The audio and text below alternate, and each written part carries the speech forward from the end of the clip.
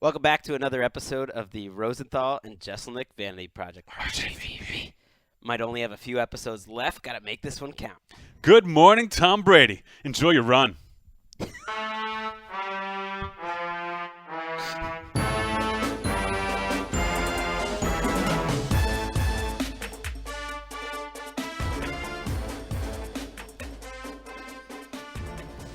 Nice of you to say hello to the AFC Championship contender, Tom Brady, just to start the show. It's exciting. That's exactly who I was talking to. He's a big fan. He's a big fan. Got some comments for us sometimes, but I respect what he does. I'm so excited for this show. You've got the positive energy after driving in today. It's been a good week. We got a lot to talk about. Steelers, of course. We'll talk about their tough loss. We'll talk about the AFC Championship. We've got our world-famous headlines, listener of the week. You'll talk about what was edited, but first, let's do some housekeeping. Let's talk a little business. You don't seem totally fired up with the NFL right now. That's fair to say. I think this is the final run of podcasting. We were talking about whether or not we're going to do something in the off season. Maybe come back next season. I would say maybe next season is still on the table, but there will be no off season for RJVP. I'll say this: the NFL Network does not know how to appreciate talent, and that has come through more and more clearly. And there was I would say that like a line was drawn, and it was not crossed. I think.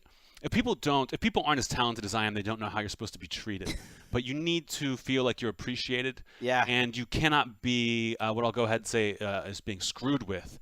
And you're a little bit to blame. But I forgive you immediately because you are my best friend. But the rest of the network, best friend. That's why I'm here. That's the only reason that I'm here is because we're best friends, and I wanted to work with you. But I can only abide so much disrespect from the league. And it has been coming in waves and droves, and I'm out. Once you flip a switch mentally, you're done.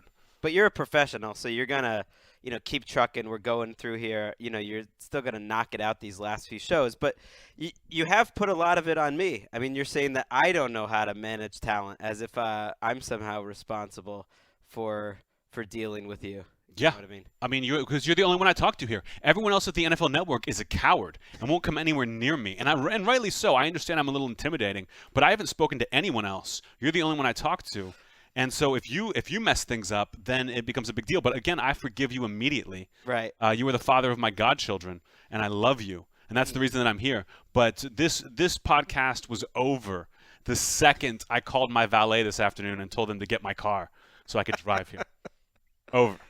You're going to put me out of a job. You realize that, right? Yeah, Brandon we started talking about this a little before the show, and Brandon, our producer, that's who just stepped in if you're a new listener, he seems crestfallen. This is really all he's got going for him right now. This kind of sucks. I mean, I've been trying to get Brandon fired since the day one of the Rosenthal and Jeselnik Vanity Project. RJVP. But yeah, and it's not a sad story. I mean, everything comes to an end. As I told Brandon before the podcast, a thing is not beautiful because it lasts forever. And yes, that is a quote from Avengers 2. I'm going to be quoting it a lot in the few remaining podcasts. And don't be sad. Just be happy that I ever did this, that I ever did any of you the favor of coming here to this, what I'm going to go ahead and call, in quotes, a network that does not know how to handle talent and do this podcast with my best friend, Gregg.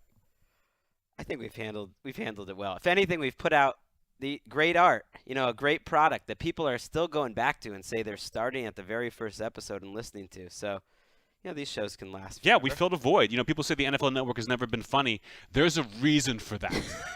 And once I'm done after, we'll definitely do it next week, and then maybe one after the Super Bowl, probably after the Super Bowl, and that will be the great RJVP wrap-up show. And I think it's a good news for the fans because now that we don't have to try to keep this going forever, I can really take the gloves off.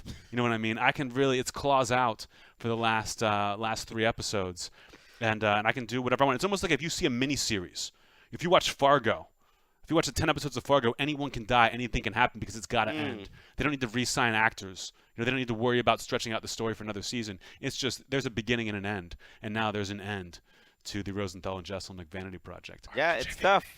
Dang, can't even remember to do that anymore. Greg's already checked out. It's over. It's Greg's tough. so We talked on the phone last night. We were going back and forth a little. Anthony was getting annoyed with me. I was thinking, save this good heat for the podcast. And then I felt a little melancholy knowing that it was. I understand, but just know that if you and I weren't best friends, I would not have been here today. Yeah, no. I would not have come in today. Okay, today. Yeah. I am. Well, no kidding. I am here. I am here for you and for the friendship. I wanted to go out on a good note. But your bosses and your bosses' bosses need to get it together. And is there some sort of Hail Mary pass they could do to keep me here? It would have to be something dramatic. What I have asked for and was not given is now. If they got me a golden retriever with an Air Bud jersey, that would go a long way. Maybe a speaking role on the next Air Bud movie. I know that I could have if I tweeted I wanted it. They're awash in money over there after coming out with Monty the Monkey this month, just blowing up Absolutely. DVD sales. If they need a villain for Monty the Monkey 2, then I'm in. Touchdown, Air Bud. I'm in. But I'll say this. I mean, this is totally within my MO to act this way and be this way. I don't get bitter, Greg. I get angry, and then I use that anger to fuel my comedy. I worked with Comedy Central for 7 or 8 years, and I burned that to the ground. Could they give me something to get me back on that network? Yes, but it hasn't been invented yet. Do you understand? Like when I remember when you had your show and you were telling me stories how they would give you notes, and they wanted you to do certain things, and you would essentially do an entire segment just as a more or less a middle finger to them responding to their notes. And that really no one outside of, Comedy Central or me, who you happen to have told the story to, would fully understand that was the whole purpose of you spending 3 minutes on national broadcast. That's right. They would say, Anthony, no one gets this joke but you and us, and we're upset by it. And I would say, yeah. Don't give me notes. And that's, of course, not why I burn things down with Comedy Central. There's more to it than that. But I am right. I'm an artist, and I'm a great one. And I'm going to continue. Well, one of the Ask Anthony questions this week, and we'll get to Ask Anthony later, was why is Gregg so positive? Which I took as a compliment, and I'm so positive that I don't even quite believe this whole thing quite yet, because you're going to your show last night. You're working on building up a new set, right? Mm-hmm. And a couple audience members last night go up to you and they go, RJVP. They didn't whisper. And it's catching on. They didn't whisper, which annoyed me. It's catching on. Of course it's catching on. We have an audience, which is why if we had no audience, then none of these things would upset me as much as they do. Does that make sense? Like, I've got the power. I've got the sword. And it's growing. Sure. And it can grow. But a thing they launched R&B podcast around the same time. Yeah, it's got a fraction of the numbers. Of course. They don't have me. And I bet they're treated better than I'm treated over there at the R&B podcast. I guarantee it. Well, they're paid. I guarantee it. But again, I'll say it again. A thing is not beautiful because it lasts forever. Brandon, what movie is it from? Obviously Avengers. Avengers 2, Age of Ultron. All this right, is why we want Avengers Sydney 2. back. All right, let's. Whoa. Let's do what was cut. Me and my team played the deuce. Back when you used to think you could boost your high with a loose. In front of the old Port Authority, I was the bust down king. New Port Authority. That was your Old Druke with new fire. 40 Deuce. What I love about 40 Deuce, the title of it, is it's the number 42, like a Jackie Robinson, number 42. But then in parentheses, it says 40 Deuce for white boys like me who wouldn't know how to say it otherwise. 40 Deuce. Your Old Druke, my boy, dropped some fire Monday night. You Premiered sound like a 45. white boy when you say fire. I am a white boy. I mean, I will sound like a white boy when I say fire, that's for sure. And I don't like I'll probably never say it again. But he did drop some fire. He did drop some fire on Shade 45. That's Eminem's station on Sirius XM Radio, and premiered a couple new songs. We're going to be playing clips of them. I emailed your Old Druke, and I said, hey, man, love the new stuff. If you send it to me, I'll play it on the podcast. And he said, thank you very much. So we're going to be playing a lot of clips from 40 Deuce, which is a great song, and a new one called Listen. He's kind of the unofficial soundtrack. Roger Goodell, of course, has been a big-time DJ and supporter, but your Old Druke was there first. He's such a big fan that he now follows me on Twitter, so that's big. That is big. You told me he's got the first episode of our podcast on his webpage, right? Something like that, yeah. Or on a SoundCloud page. I'm a big fan, and we will be working together. We will be having collaborations. Maybe I'll do a podcast with your Old Druke on the NBA Network. Edited to keep Gregg's job. Let's do what was cut. Last week, all of the curse words from what was cut last week were bleeped out one by one.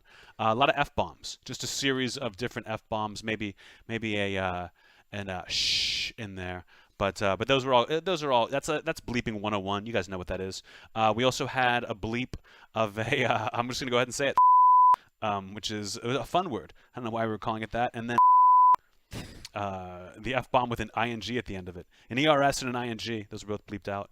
I made a comment about Roger Goodell's relationship with John Clayton. I think I'm allowed to say that. Edited because John Clayton is the baddest mother on the planet. Which Gonna have to edit that probably even too. No. Yeah, probably. John Clayton, by the way, appeared on SportsCenter this week in a sleeveless Slayer shirt. I don't know if you've seen that. I did not. It was a Slayer. Why? I could see Motorhead because he's like upset about Motorhead being gone. And Clayton's a headbanger.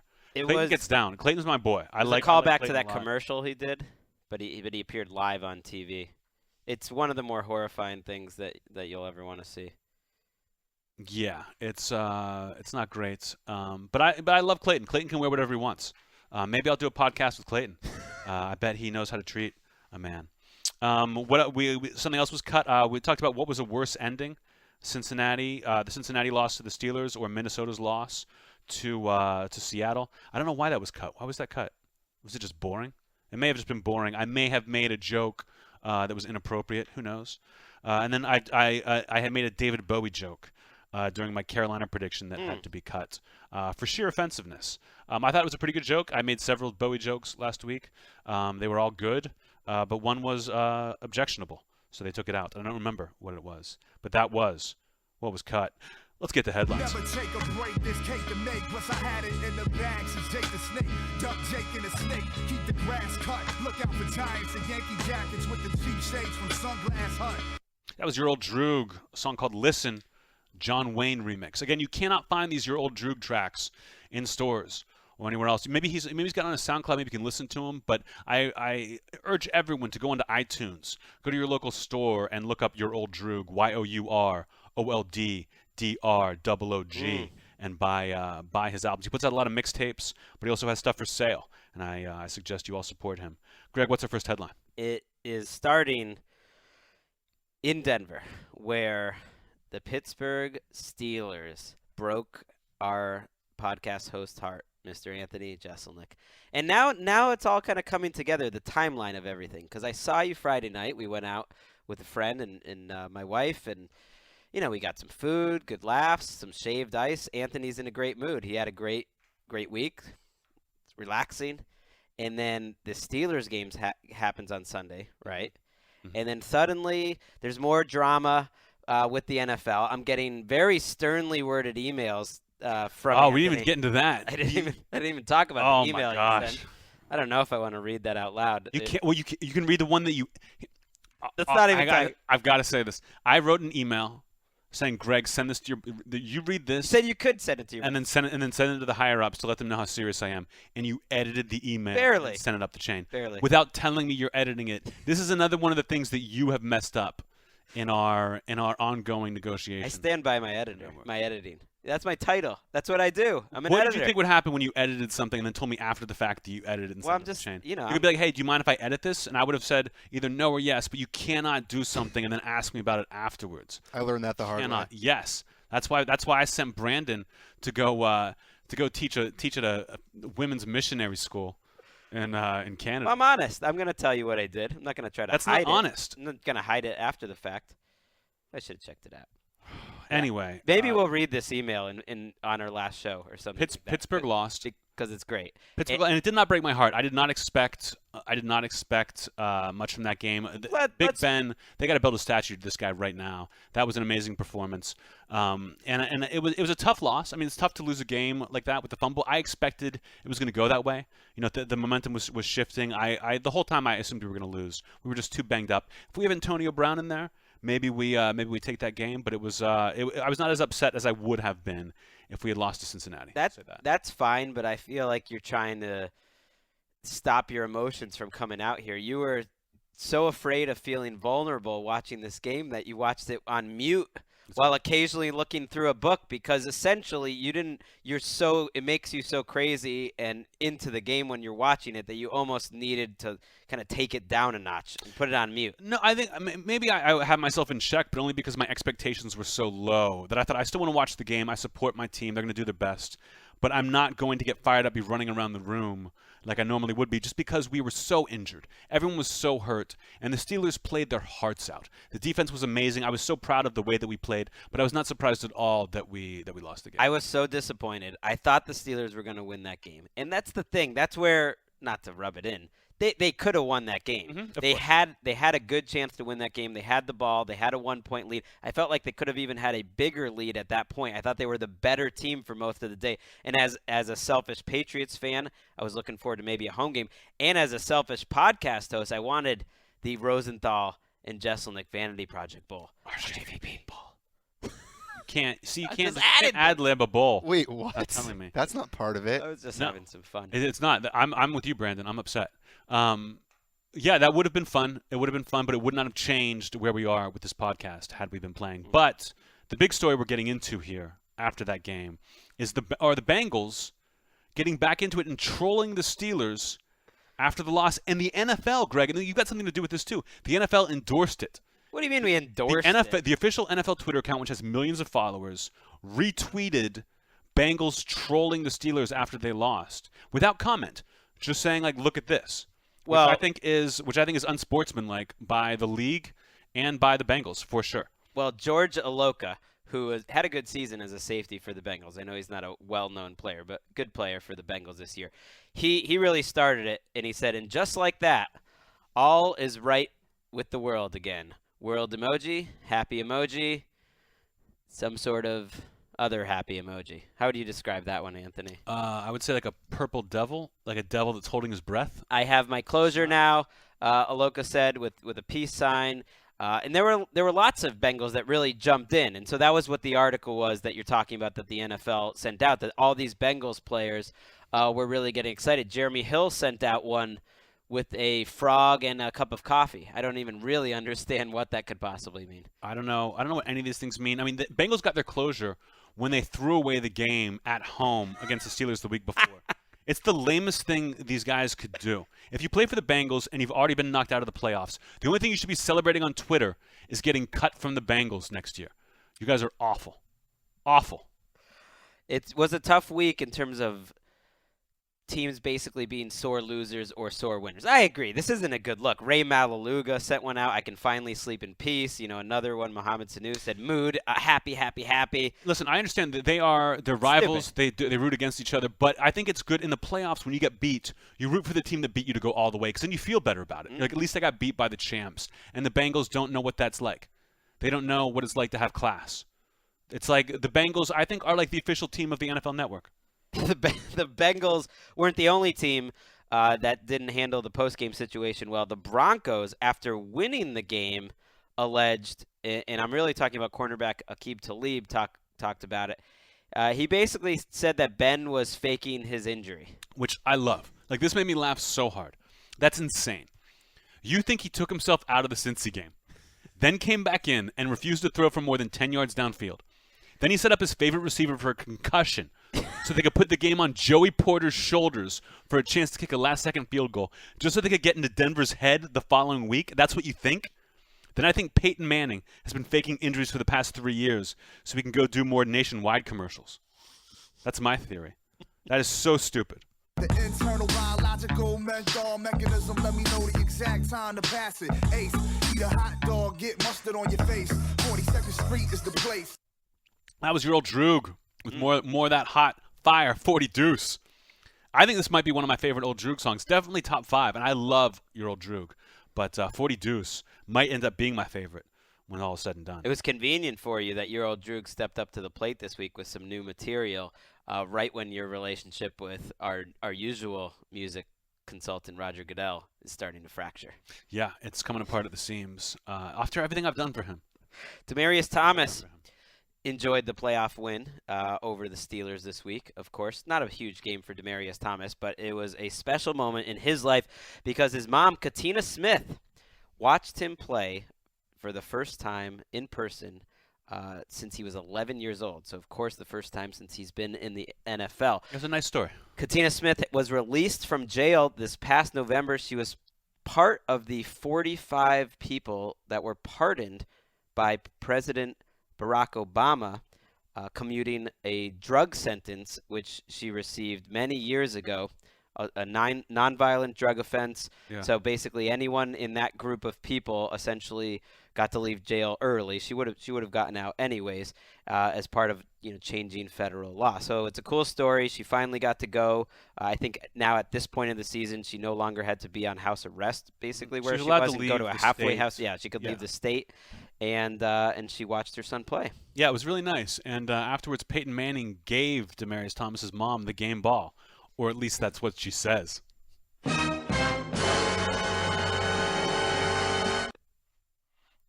That's like, I'm like insinuating that she stole it. Non-violently. Hong Kong was the imported from Hong Kong.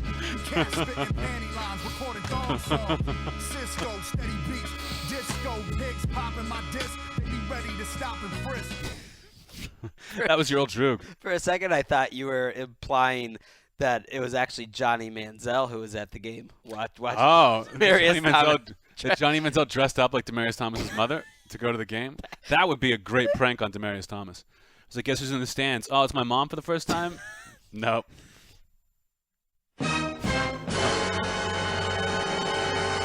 It's Johnny Football. Another mystery this week. Who made the sound effect? And I'll just leave it at that. During the Steelers and Broncos game, a lot of people believe that Phil Simms, a CBS announcer, let one go during the game. And let's just listen to the clip. Yeah. Visit NFLflag.com.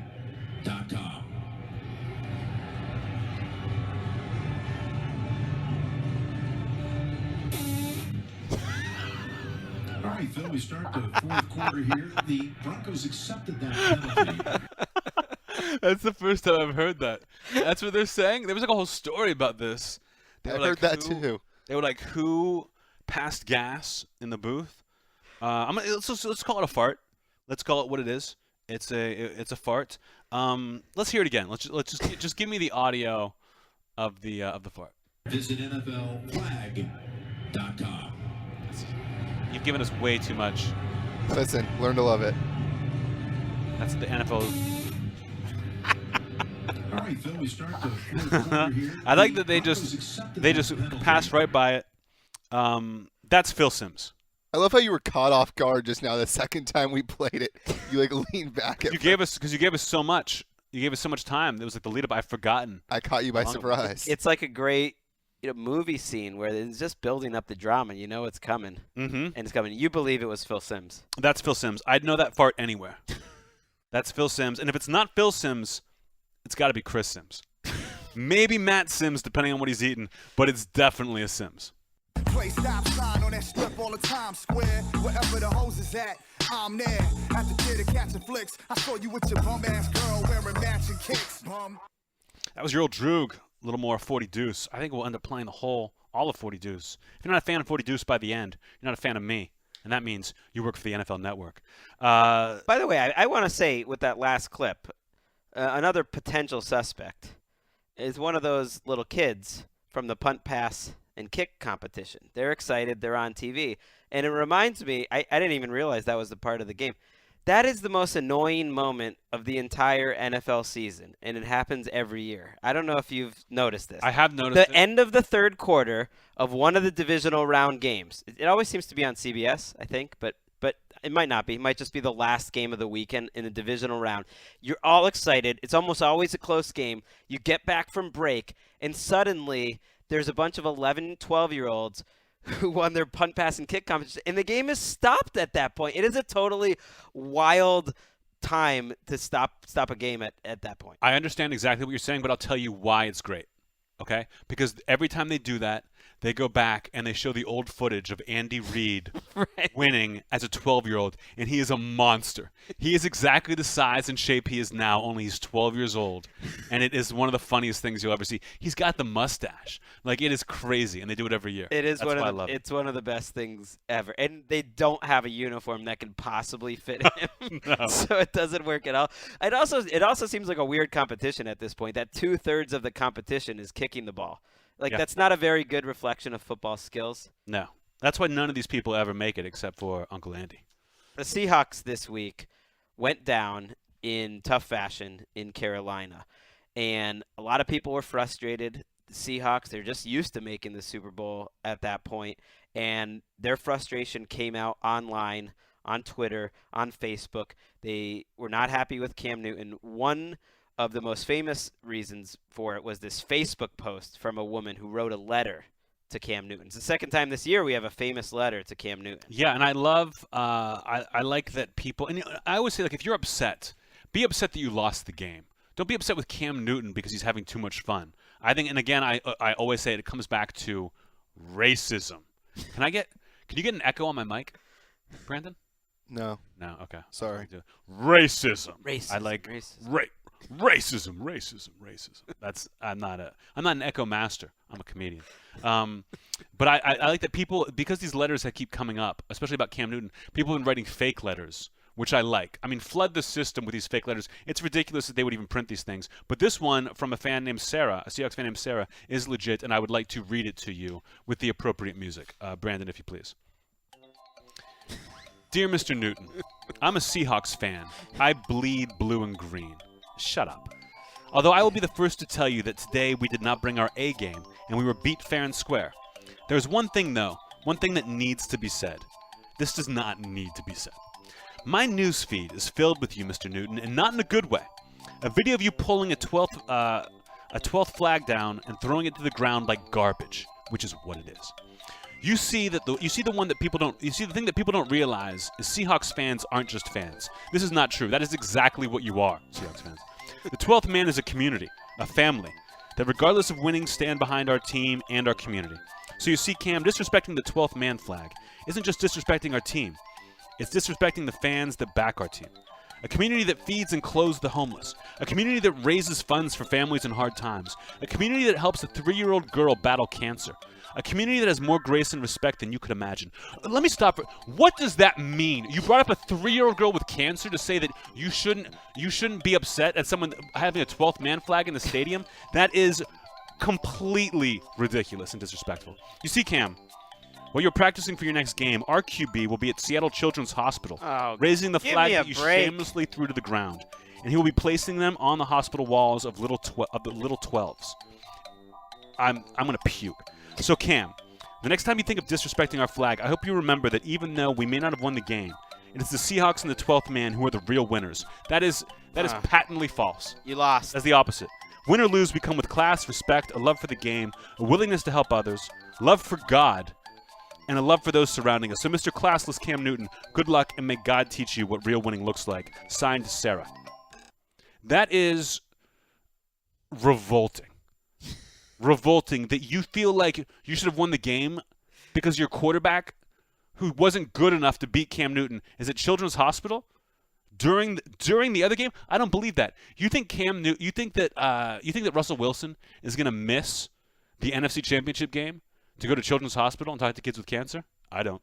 I think he's gonna watch that game. Either that, or he's chilling by the pool with Macklemore just singing to him. That's right. Either way, Macklemore not doesn't likable. have cancer. Macklemore doesn't have cancer yet. Macklemore's the child inside all of us with cancer. By the way, the whole our team has more class thing, it's so stupid because every team has their shit. Then you have to be a perfect team. Their first round pick this year, or the first pick they took, they didn't have a first round pick, was Frank Clark, who was kicked off his team at Michigan for a domestic violence incident against his girlfriend. So you're basically, you could, and it's not even fair to point that out because every team's going to have something like that on it. So by acting like the 12, like that guy's representing the 12s. Yeah, you don't bring that. You keep that flag in your own stadium. You don't take it to someone else's. That's not where it belongs. And then if you throw it on the ground, you can't be like, oh, our community raises money for the homeless. You're a city. Every city does that. God, I like Seattle so much, but this sucks. They suck. Cats hit a first verse, we like damn, the pig's lost, man. Hanging from the top of the cell like Big Boss Man.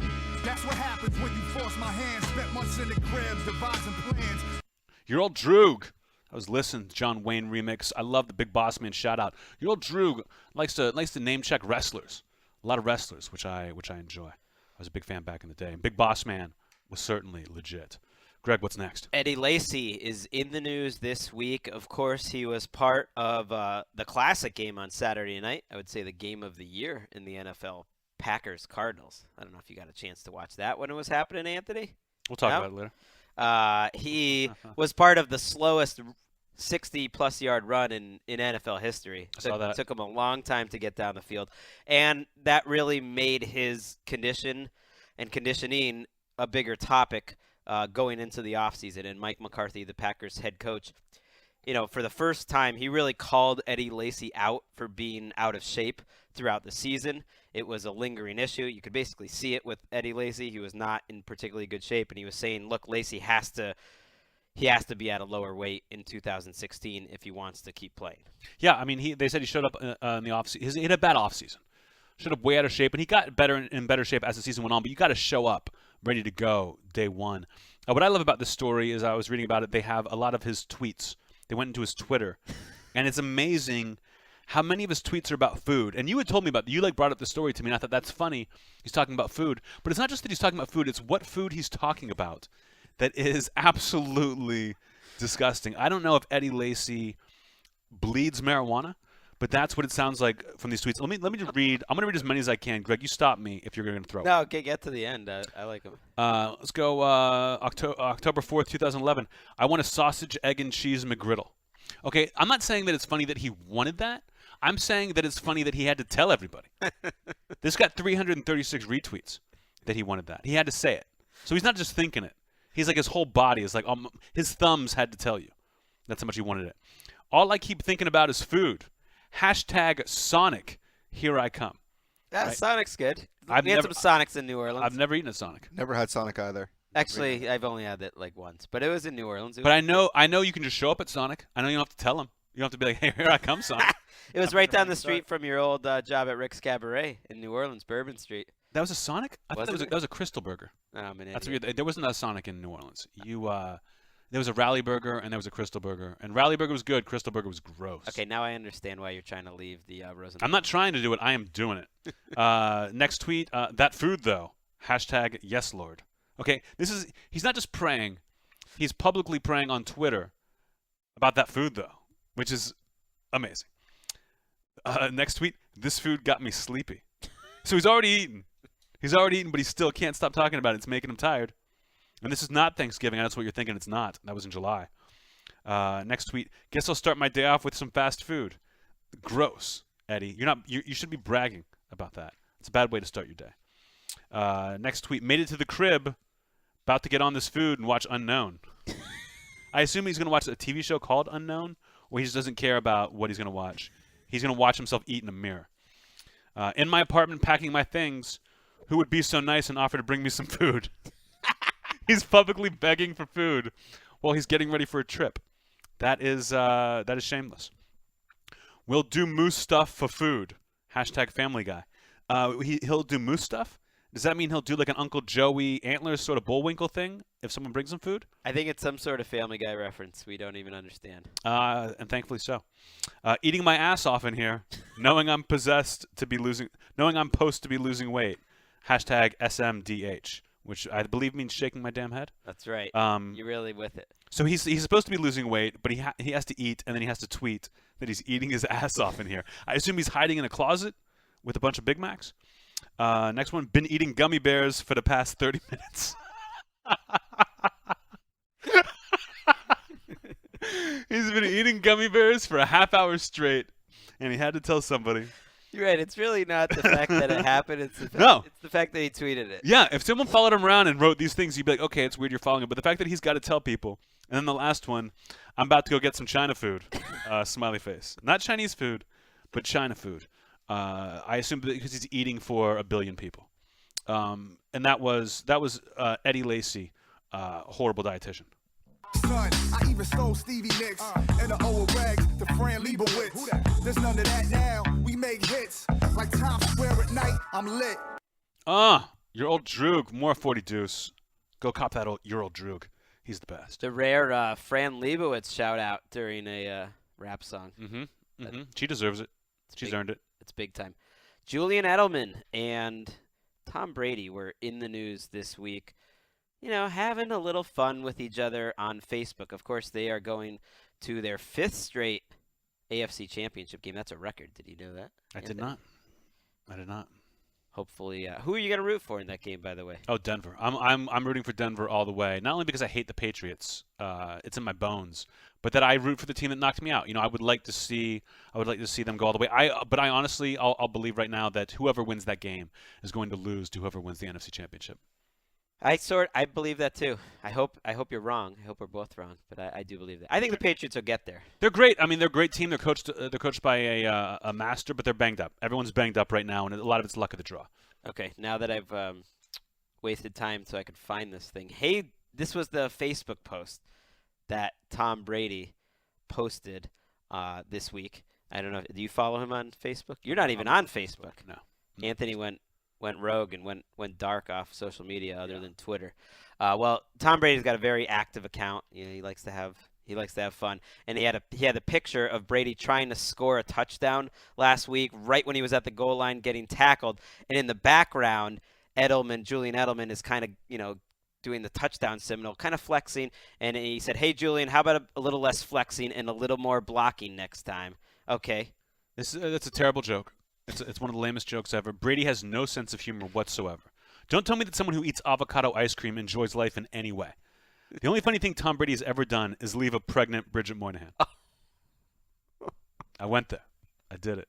I do not like this. It's clearly he's got a team that puts these together. Whenever you see like a Tom Brady photoshopped in something, it's clear that his team is doing it. Hey, Tom, maybe this will make you likable. Maybe this will make people like you instead of hating you the way Bridget Moynihan does. Julian Edelman got his crack team of social media people together. Or maybe it's actually Julian Edelman. I don't know if he could afford. He probably could. His own team. And he responded quickly. He said, "My bad, Tom Brady. It's usually when I died for the pylon, it counts for a touchdown." What do you think? What do you think it costs to have? Wink face, by the way, right after that. That really diminishes it. The wink. Love you, bud. God, you are obsessed with describing emojis. It's like your favorite. It's like your favorite thing to do. No. What do you think? What do you guys think a social media team costs? Do you think Edelman could afford it? What do you think it costs? I have no idea. $7 million. Brady's team's got to cost a lot more. This whole thing with. Does this trend annoy you in general? The whole like, hey, we're going to be fun and have someone else represent our brand on social media and go back and forth with each other. It's an annoying trend in general because it's so popular and it's lapped up. And occasionally like this sort of thing will happen in our newsroom and people are like, well, it's probably not Tom Brady. Well, you think it's probably not Tom Brady? Of course it's not. There's no chance. I would guess he's not even aware of it. There's a chance they run it by him. It's probably his brother or whoever his manager who's doing it. There's someone in charge of that account. All he thinks about is football. That's all he thinks about, and rightly so. Right? He's got his kids, his wife, and football, and that's all he thinks about. And I understand that. So these things are so cheesy, but I don't hate them because I recognize them. So when someone's actually doing something for real, like being funny, and you can tell that it's like a team thing and they're all doing it together, which we'll get to in a second, then I love it. Let's go to the next one. You still have Gronk. Are we doing these together? I thought we were going to do a song and then play it. See, you're a big part of my problem, Brandon. This is why I'm leaving. Even if Roger Goodell walked in here right now, got on his knees, and said, "Anthony, please, please, please stay and do this podcast," I would say, "What about Brandon? What is he going to do?" And there's nothing you could do. I'm going to go on without the song. Let's talk about Gronk's jokes. Let's talk about Gronk doing a tweet. Greg, read it. Read it. Rob Gronkowski this week, and this had nothing to do with the Edelman-Brady back and forth. No. Someone tweeted at him that they heard the Broncos are going to hit Gronkowski in the knees to try to take him down. So be careful, Gronk. And he decided to retweet that with a comment on top of it, Jeselnik style. That's how you like to do it. And his response was, "Heard their whole team is good at giving low blows." Wait, you just made a face that no one can see because it's a podcast. Well, you made a criticism that you didn't want me describing it, so I did it for you. No, I like that you describe it. I just like to make fun of it. It was a wink, but with the tongue out. tongue So that's out. like, hey, I'm making a joke, but I'm a little crazy. Also, he put a football in Put my a football just in because there. he's Gronk. This is the opposite of what Brady did, because it's clear that Gronk did this himself, and that's a high bar for Gronk. That's Gronk doing his best impression of Mark Twain. He's still high-fiving himself for that one. Hey, is that Rob Gronkowski's Twitter account? Or did Oscar Wilde come back to life and fall in love with emojis? Only Roger Goodell knows for sure, and he ain't talking, brother. Lloyd, I knew this D's in the Verizon band. Try to talk to me about Reggie and Kush. What you do? I do like Reggie Bush, give him the Heisman fan. My black fans is really loyal, Billy Hoyle. That was your Old Druke. That was another part of Listen, the John Wayne remix. Yeah, I love Gronkowski's he's so authentic, whereas Brady is not at all. He is the only Patriot I can think of in team history that could get away with that. They run a pretty tight ship. If someone else did that it would definitely be taken down. It's got 56,000 retweets right now. Oh yeah. It would definitely be taken down. If it was a lower level player on the team, I believe Bill Belichick would cut the guy for that based on this history. Like I've read books where there was this guy on the team. His name was Steve Martin. He was a defensive lineman.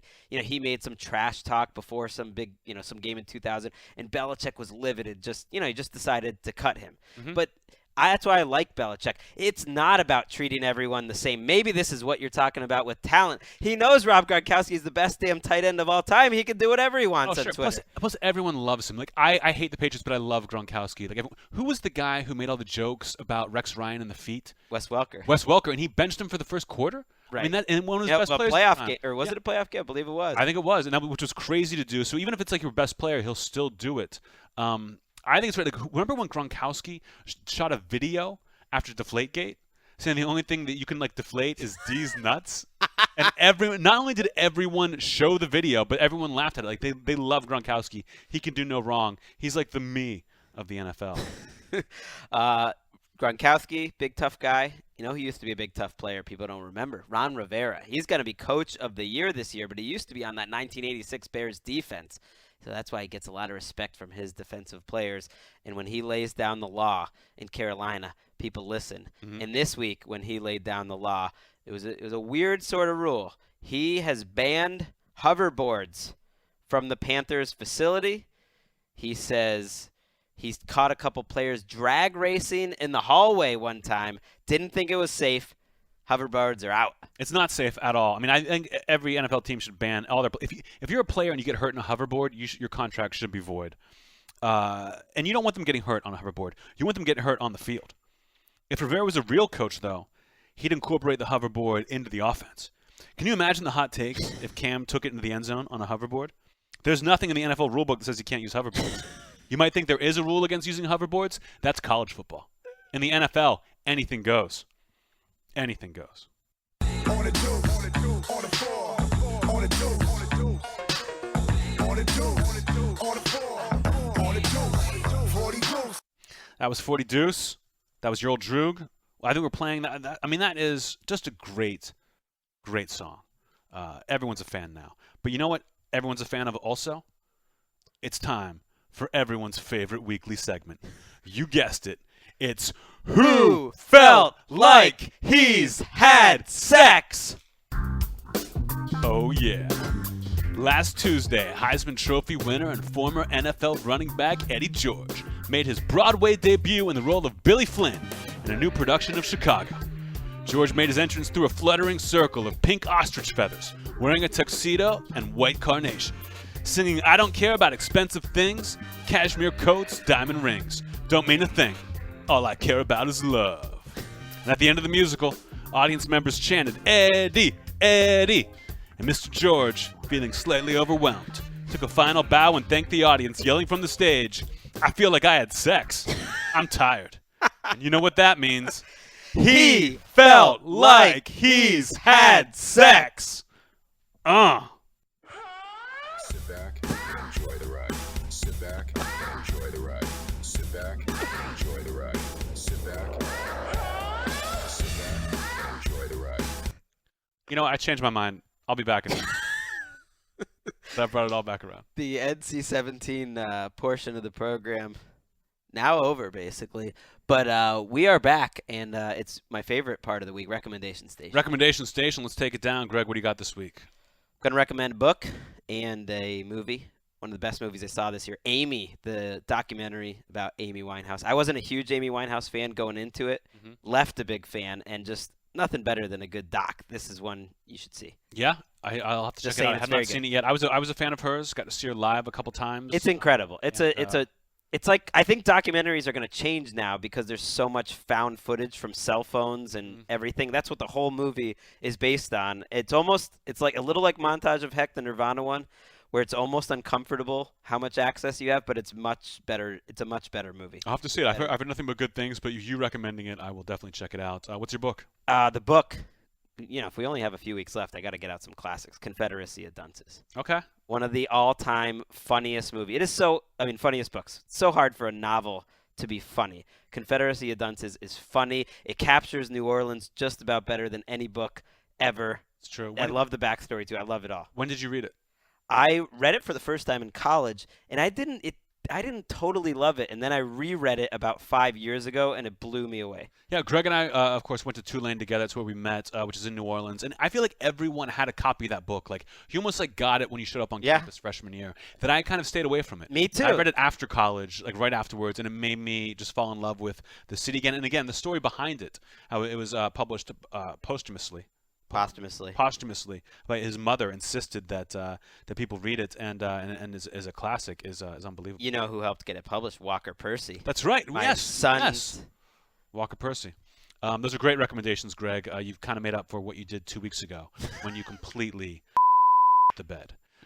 This week, I'll recommend my book first. My favorite book, one of my favorite books of all time, maybe my favorite book of the past 20 years, Bret Easton Ellis's Glamorama. Wow. One of the most embarrassing moments of my life was meeting Bret Easton Ellis, telling him my favorite book was Glamorama, and he said, "Oh yeah, Glamorama is my favorite book," and I realized I've been mispronouncing it my entire life. A great book, again, a very funny book.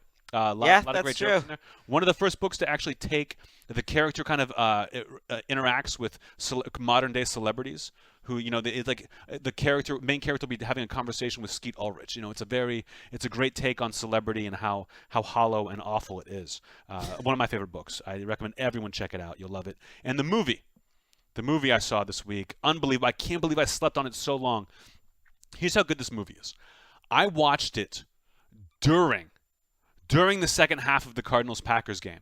When I got out of the theater, I got all these texts like, "Did you see the end of that game?" Ran home, watched the end, and I did not regret missing the game because the movie was so good. I went and saw Brandon. What did I see?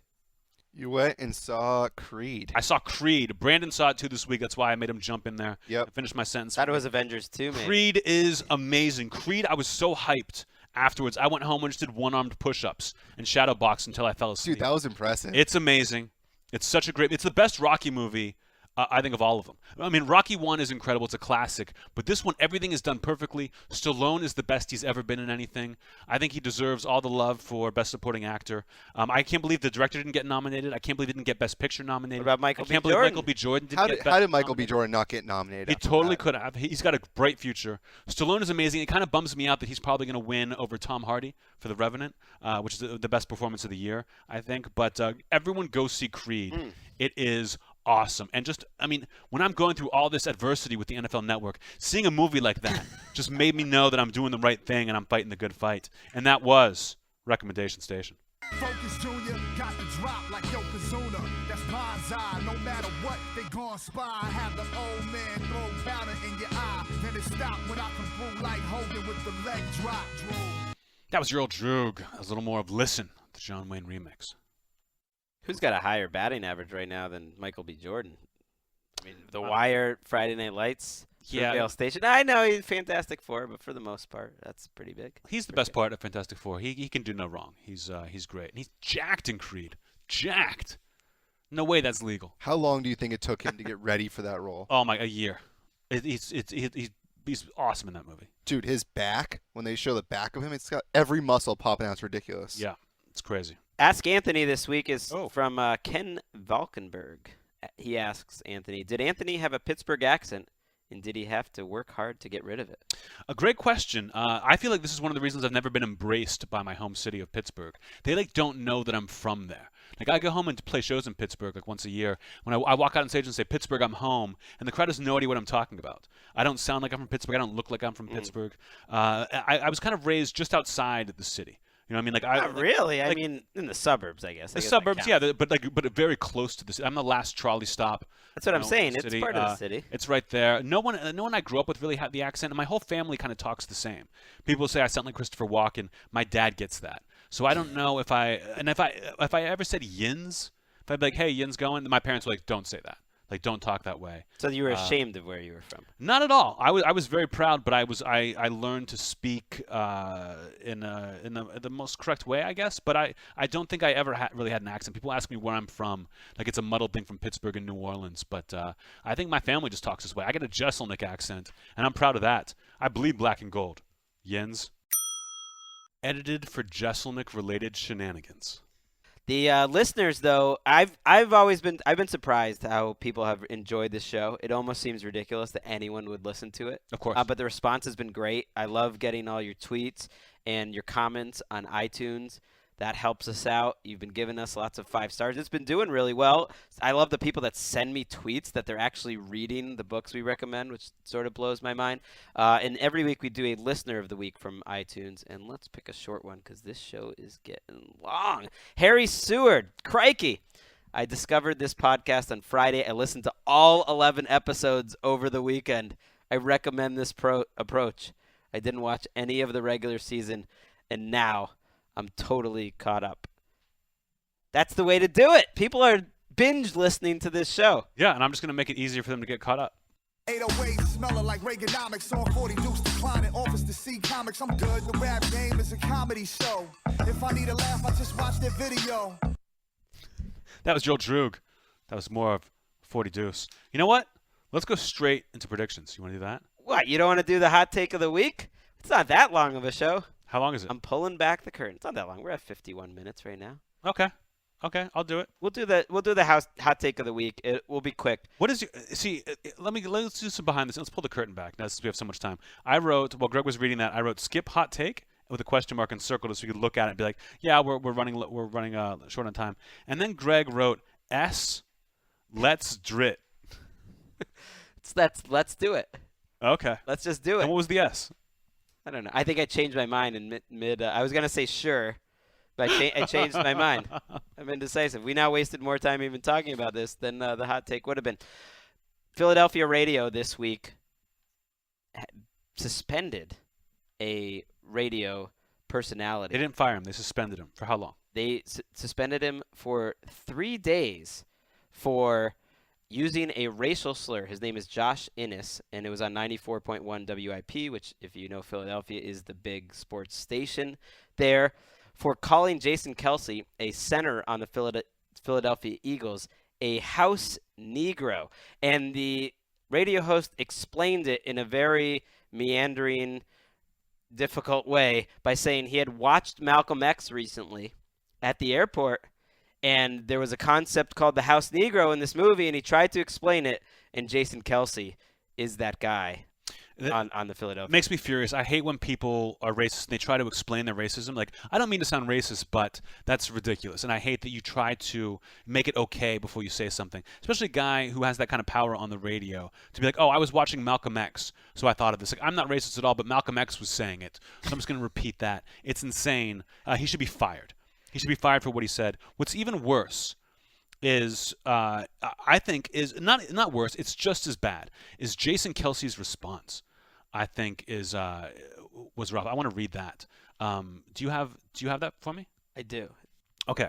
Jason Kelce responds, and you would think he could say, "This guy should be fired. Never call me that. That is an insult to my entire race and everyone. I'm insulted that he would call someone a house Negro on his own team." on his own. And it's a city's white team. guy too, which makes it even more confusing. Jason Kelsey's a white guy? So you didn't even realize this. Yes. Oh, this is even worse. So Jason Kelsey responds online. He says, "In the media, I just try to be devoted and respectful to my teammates and coaches, as I believe negative comments only lead to the dissension and possible destruction of a team. It's my job to ensure that I have my teammates and coaches back no matter what, so that they can trust me in return. I believe this is a basic principle of team camaraderie and loyalty, and if that makes me a house Negro, as Josh Enos put it, I'll take it." You'll take it? You do not have to take it to be a good teammate. And secondly, your season is over. It's done. You should go kill this guy. You should get your whole team on a bus and go over there and beat this guy. Go get your Josh brother, Enos. Travis Kelsey, baby Gronk. Go after him. I don't like anyone in this story. The suspension thing is what gets me. Whenever these radio shock jocks say something racist or sexist or wildly stupid, and then they apologize for it, it's always like, we're taking this very seriously. He's off the air for 3 days. Like, what? Like, this guy who's probably always – and there's always that segment where it's like, hey, he's just doing his thing. He's his guy. Well, he's exposed himself as a total moron, and he has a broadcast position for 3 hours a day. Why do you need to keep that guy on at all? No, for no reason at all. They just want to see if people are going to keep getting mad. Maybe it goes away in a couple of days. I hope it does not, and I hope they have to fire him. Because he wasn't joking. I understand what jokes are. That was not a joke. He was making a point, and he should lose his job. And his children should have the food they ate for breakfast taken from their mouths. Taken from their mouths this morning for what he said. Let's do some predictions. Had the 9 outside like WrestleMania 9. On the grind, defiant, getting dollars. Gorilla bodysuit with the airbrush muscles like Giant Gonzalez. Keeping an eye out for impalas. Your Old Druke. That was a little more of Listen. John Wayne remix. Shout out to my dad, who I know has been enjoying all the hip-hop today. And shout out to all the Twitter followers who have asked us to have Anthony tell a story about one of his emails that he talked about way back in episode 1. And this gets – I love it that people are really listening to the show from the beginning and remembering. And they said way back in episode 1, you said you were going to tell a great story about an email you got sometime in the playoffs. This show's going long, so why don't we do it next week or a future show before we're off the air, Anthony? And let's get to I'll do it next week just so that we can definitely do it, because next week might be the end. And again, maybe the NFL listens to this one and says, we're not putting this guy back on the air. That's a possibility that I am prepared for. It's time for predictions. This week, I've not repeated a bit this week, I'm going to do a segment called Barn Burners. It's time for my Barn Burners of the week. I've got 2 of them. Greg, you go first. What a barn burner it's going to be in the NFC. This is one of the best conference championship matchups. I really mean it. I can remember in a long time. I think there's the 2 best teams in the league, the Panthers and the Cardinals, 2 best offenses in the league. They're fun to watch. They're new. Neither team has ever won a Super Bowl, so that's going to be a big angle when they get to San Francisco and Santa Clara in a couple of weeks. I am taking the Arizona Cardinals. If you've been listening to this show, you know I've picked them to win the Super Bowl all season long. No reason to change that now. They got rid of a stinker performance from Carson Palmer last week. I think he'll play much better. A lot of deep shots. High-scoring game. Panthers win. Okay. When it comes to the NFC Championship game, this I know. Antoine Randall L. regrets choosing to play football over baseball. He has trouble walking downstairs and can't remember conversations he just had with his wife. Plus, Panthers beat the Cardinals at home. I hope you have barn insurance, because it's going to be a barn burner. The AFC matchup, of course, this week features Tom Brady, Peyton Manning, 17th time they're going to play together. More importantly, the number 1 defense in the league, the Denver Broncos, needs to play their best game. I think they're going to play well. I don't like this matchup. I don't think the Patriots are some heavy favorites like everyone's making it out to be. Freaks me out a little bit. I kind of can see this story of, Peyton Manning getting dragged along in his final season to the Super Bowl, and it makes me sick. There's no team I would rather lose to less than the Denver Broncos and Peyton Manning, and I could totally see it happening. But you know I'm a Patriots fan. Of course I'm going to pick them in a close one, 17-16, low-scoring game. Wow. Ho, ho, ho. Christmas is coming late for Denver fans, as this week would have been Junior Seau's 47th birthday. But nobody is celebrating, because that's not how birthdays work in Goodell's America. Broncos over Pats at home. I hope your cows and chickens are ready to die. It's going to be a barn burner.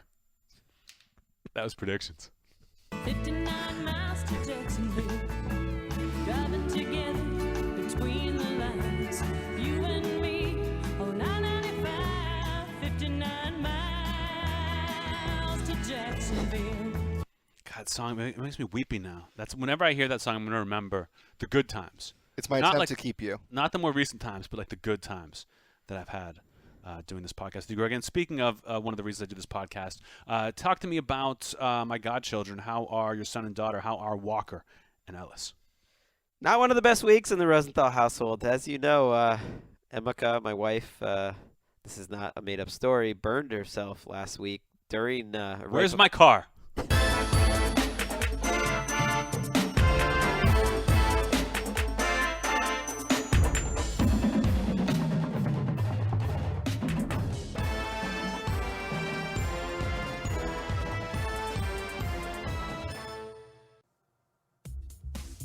What's up, everybody? DJ here from Move the Sticks. Along with Bucky Brooks, our podcast, we look at the NFL through a player personnel perspective, looking at teams, looking at matchups, looking at the NFL draft. You can catch us on Move the Sticks, NFL.com/podcast, as well as iTunes.